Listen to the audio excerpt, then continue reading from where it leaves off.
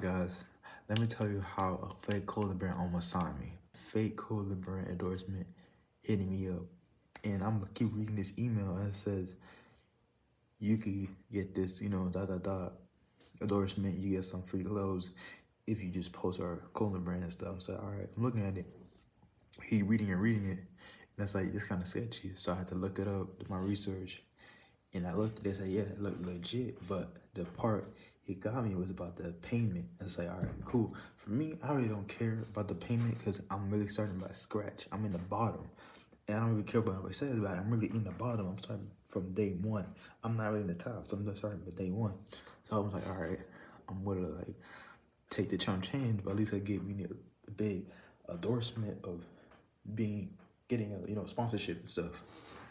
But now I'm looking at it, I'm like, all right. I send them an email. I send them like, hey, if we're doing this professional, I prefer you send me an email. I would prefer you to contact me in in the right certain clothing brand, saying that you are and saying that you are a professional business for real. They ain't not saying nothing to me, so I contacted a real clothing brand who actually owned that brand, emailed them, told me that it was a fake account, and they said like, we apologize for all that stuff.